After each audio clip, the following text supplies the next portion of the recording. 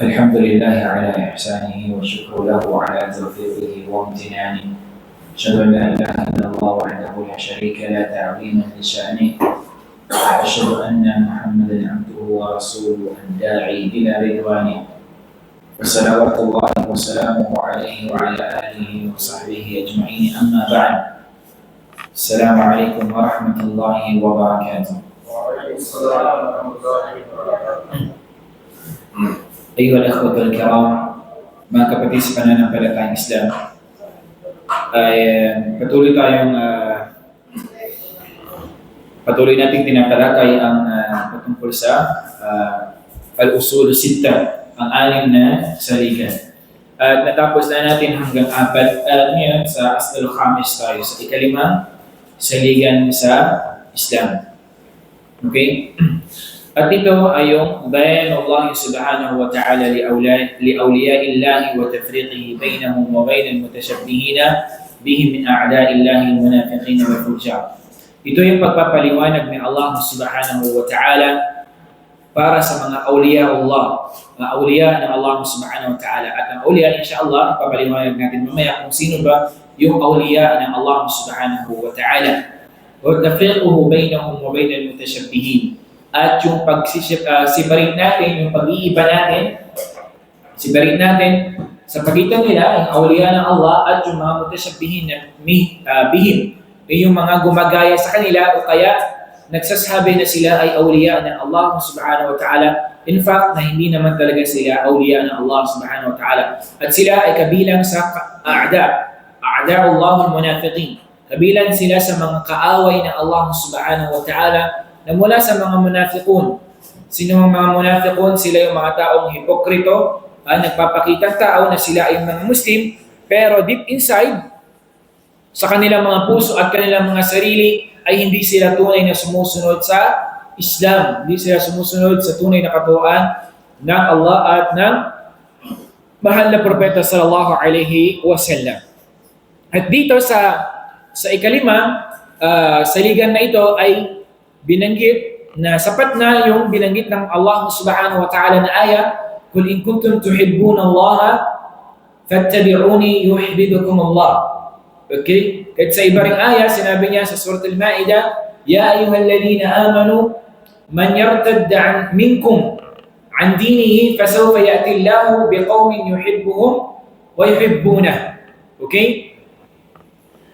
Dito, pinaliwanag ni Shaykhul Islam Sheikh Ibn Uthaymin rahimahullah ta'ala, isa sa mga kilalang pantas at tanyag na scholar ng Islam. Okay? Pinaliwanag niya kung sino ba itong mga tinatawag na awliya, awliya Allah. Sabi niya, awliya Allah ta'ala, humul ladhina amanu bihi wattaqaw wastaqamu ala dinihi. وهم من وصفهم الله تعالى بقوله. Ang awliya ng ating mga awliya Allah, yung mga awliya ng Allah subhanahu wa ta'ala, sino sila? Humul ladhina amanu bih. Ang katangian ng awliya ng Allah, sila yung mga tunay na naniniwala sa kaisahan ng Allah subhanahu wa ta'ala. Wattaqaw. Pangalawang katangian nila ay sila ay natatakot sa Allah. Meron silang pagkatakot sa Allah subhanahu wa ta'ala. Pangatlo, wastaqamu ala dini, at sila ay naging matuwid sa relihiyon ng Allah subhanahu wa ta'ala. Ibig sabihin, sinunod nila kung ano man yung ipinag-utos sa kanila ng Allah sa kaparaanan ng mahal nating Propeta Muhammad sallallahu alaihi wasallam. Wa hum man wasafahumullahu ta'ala biqawlih. At sila, yung mga inilarawan ng Allah subhanahu wa ta'ala sa kanyang sinabi, "Ala inna awliya Allah la khawfun alayhim wa la hum yahzanun alladhina amanu wa kanu yattaqun." Sabi niya Allah, "Ala inna awliya Allah." Hindi ba't sabi niya ang katiyakan? Sabi niya ang awliya ng Allah, ang mga naniniwala sa Allah, natatakot sa Allah at nagpakatuwid sa relihiyon ng Allah, la khawfun alayhim, walang pangamba sa kanila, wala hum yahzanun, at hindi sila makakaramdam ng anumang kalungkutan. Alladhina amanu wa kanu yattaqun.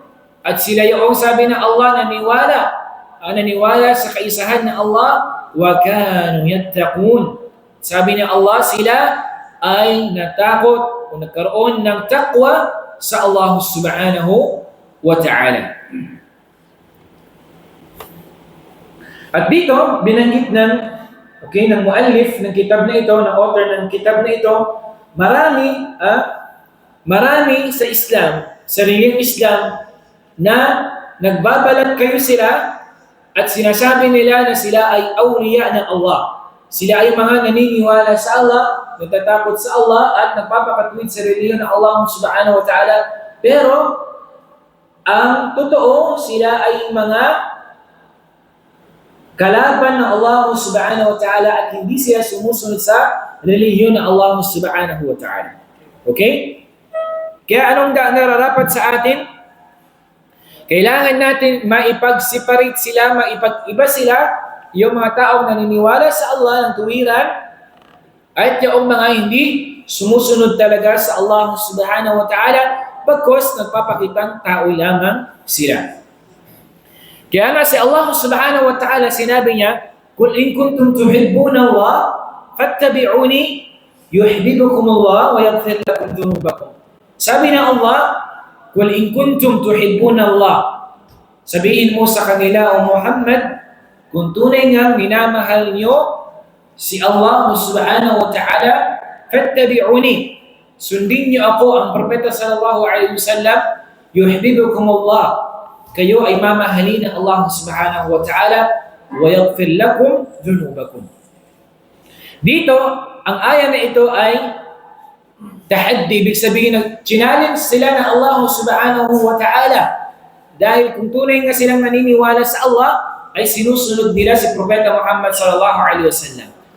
Ibig sabihin nun, ang pagsunod sa Propeta sallallahu alaihi wasallam, ito ay magiging sabab, dahilan na tayo ay mamahalin ng Allah subhanahu wa ta'ala at ipapatawad sa atin ng Allah subhanahu wa ta'ala ating mga kasalanan. Okay? وَيَغْفِرْ لَكُمْ ذُنُوبَكُمْ.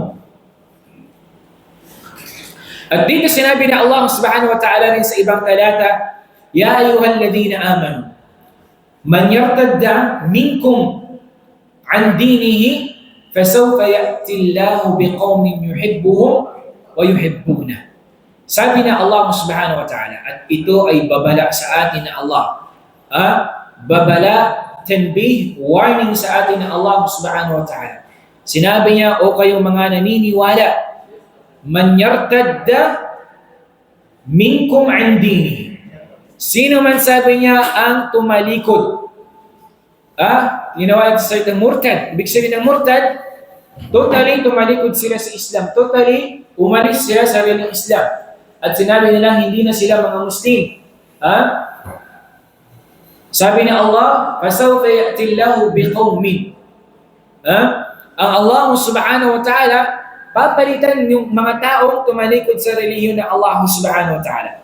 Okay, ibig sabihin nun, hindi kawalan sa Allah subhanahu wa ta'ala pagkatapos mong maniwala sa Allah, pagkatapos mong maniwala kay Propeta sallallahu alaihi wasallam, pagkatapos mong gumawa ng mga wajibat, mga ipinag-utos sa Islam, tapos tatalikuran mo ang relihiyon ng Allah, tatalikod ka sa Allah subhanahu wa ta'ala, hindi yun kawalan sa Allah subhanahu wa ta'ala at hindi yun makakabawas sa kaharian na meron ng Allah subhanahu wa ta'ala.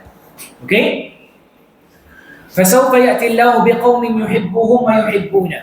Ang Allah subhanahu wa ta'ala, yung mga tao na yun, papalitan sila ng Allah. يُحِبُّهُمْ وَيُحِبُّونَ. Minamahal sila ng Allah at minamahal sila ng Allah at minamahal din nila si Allah subhanahu wa ta'ala. Sila yung ipapalit sa kanila ng Allah subhanahu wa ta'ala kapag tayo ay tumalikod sa relihiyon ng Allah subhanahu wa ta'ala. Okay? Mga kapatid sa pananampalatayang Islam, bilang isang mananampalataya, nandito na tayo sa Islam, di ba? Alhamdulillah, ibinilang tayo ng Allah subhanahu wa ta'ala sa mga Muslim. Alhamdulillah, pinakilala sa atin ng Allah yung Islam.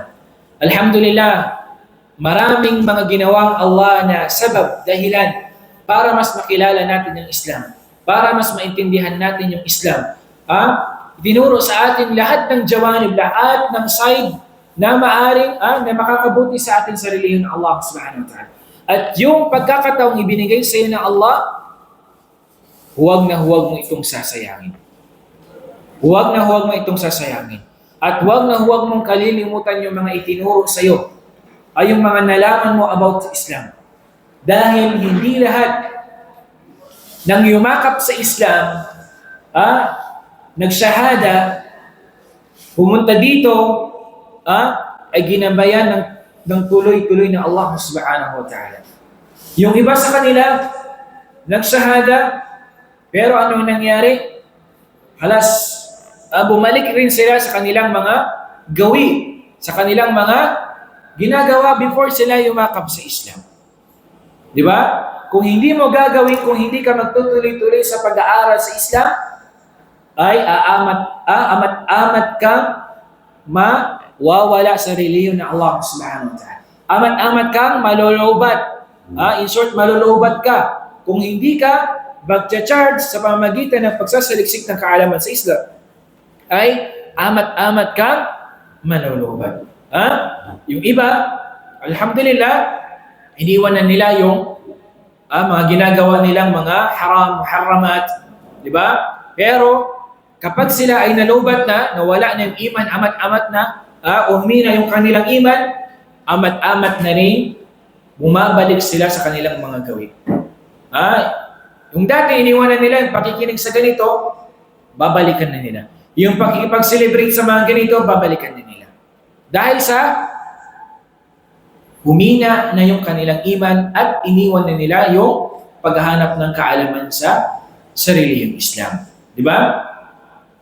At mga kapatid sa pananampalatayang Islam, tandaan din natin na yung mga ngaral sa Islam, hindi lahat sila nangangaral ng tunay sa relihiyon ng Allah. Yung iba sa kanila mga ahlul dalal. Yung iba sa kanila mga nagdadaawa sila tungo sa kaligawan. Sinasabi nila na sila ay mga ahlul ilm. Mga ahlul ilm sila, mga nagtataglay ng kaalaman sa Islam. Sinasabi nila na ulama sila. Yung sinasabi nila na sila ay pinangalagaan nila ang syara', yung relihiyon ng Allah, pinangalagaan nila yung sunnah ng Propeta Muhammad sallallahu alaihi wasallam. Pero ang totoo ay hindi. Sa harap ng mga tao sila, makikita mo na tila baga sila mga mukhlis. Tila baga sila mga banal. Sabihin, kaya sila sa harapan ng mga tao.